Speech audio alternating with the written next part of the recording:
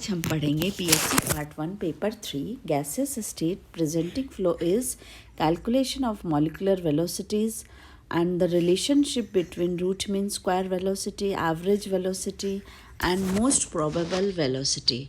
First of all, root mean square velocity. Root mean square velocity जैसा कि आपको पता है when we calculate the kinetic gas equation we take the root mean velocity in the form of root mean square velocity. अणुओं के वेगों के औसत का वर्गमूल वर्ग माध्य मूल वेग कहलाता है. माना कि n अणुओं के अलग अलग वेग क्रमशः c1, c2, c3 up to cn हो तो उनका वर्ग माध्य मूल वेग c is equal to under root of c1 square plus c2 square plus c3 square up to cn square upon n. वर्ग माध्य मूल वेग गैसों के अणुगतिक समीकरण से भी निकाला जा सकता है because we know PV is equal to 1/3 mnc square and here we have C is equal to under root of 3 PV upon n mn.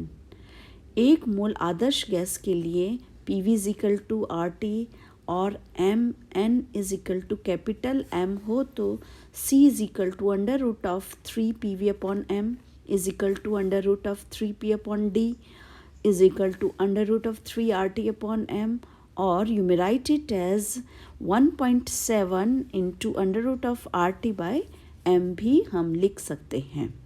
Now the average velocity. For calculation of average velocity, समस्त अणुओं के वेगों के योगफल में अणुओं के कुल संख्या का भाग देने पर औसत वेग निकाला जा सकता है. अतः C average is equal to C1 plus C2 plus C3 up to Cn upon n. इनका मान ज्ञात करने के लिए C dn को 0 से इनफाइनाइट की सीमा में इंटीग्रेशन कर प्राप्त परिणाम को n से भाग देते हैं. In the mathematical form, C average is equal to integration of C into dn from 0 to infinite is divided by n is equal to if we put the value of dn by n from the most probable velocity or probability factor, then C average is equal to 0 integration from 0 to infinite 4 pi m upon 2 pi RT to the power 3 by 2 exponentially minus mc square upon 2 RT into c square dc.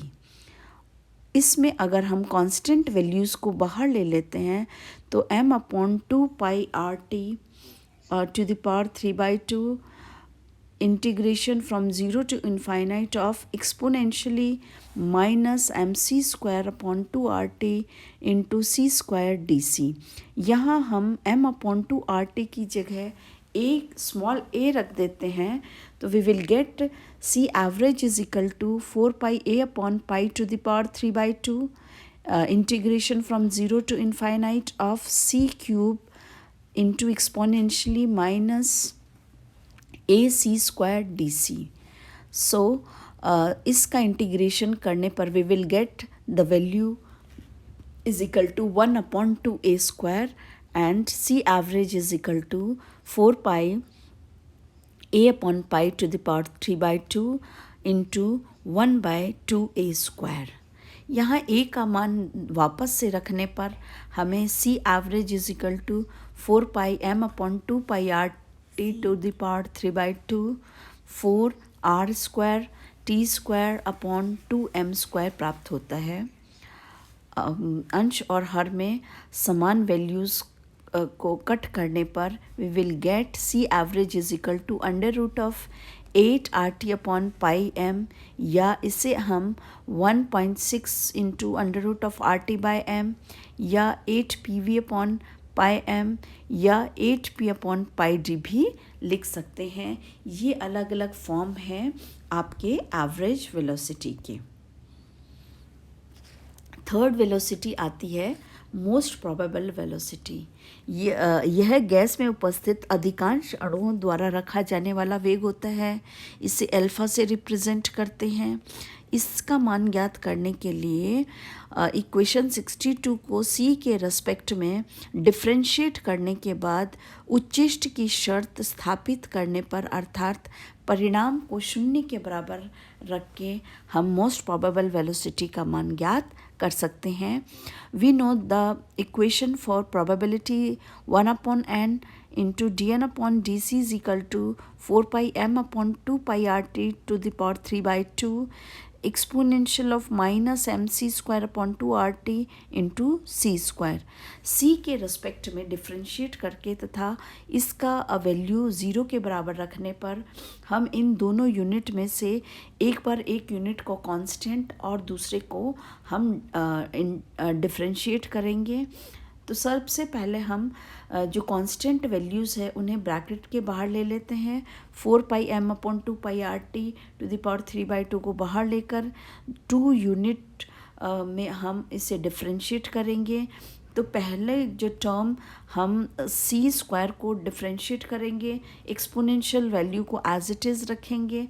So we will get 2c exponentially minus M C square upon 2 R T. अब हम second term को as it is रखेंगे और exponential term को हम differentiate करेंगे. Then we will get C square exponentially minus M C square upon 2 R T into minus 2 M C upon 2 R T is equal to 0 प्राप्त होता है. यहाँ पर आप सभी को पता है कि 4 pi upon m upon 2 pi R to the power 3/2 का मान शून्य नहीं हो सकता है. इसलिए हम ब्रैकेट के अंदर वाली टर्म को शून्य अगर हम रखते हैं और जो है हमें प्राप्त होता है c exponentially minus M C square upon 2 R T 2 minus M C square upon 2 R T is equal to 0 प्राप्त होता है. इसमें एक्सपोनेंशियल टर्म ज़ीरो नहीं हो सकती, इसलिए ब्रैकेट वाली टर्म जो है वो ज़ीरो हो सकती है. और यहाँ पर जो c है वो हमारा मोस्ट प्रोबेबल वेलोसिटी अल्फ़ा रखने पर we will get 2 minus M C square upon 2 R T is equal to 0 या alpha is equal to under root of 2 R T by M. अर्थात alpha is equal to under root of 2 R T by M is equal to 1.4 under root of R T by M is equal to 2 P V upon M या under root of 2 P upon D.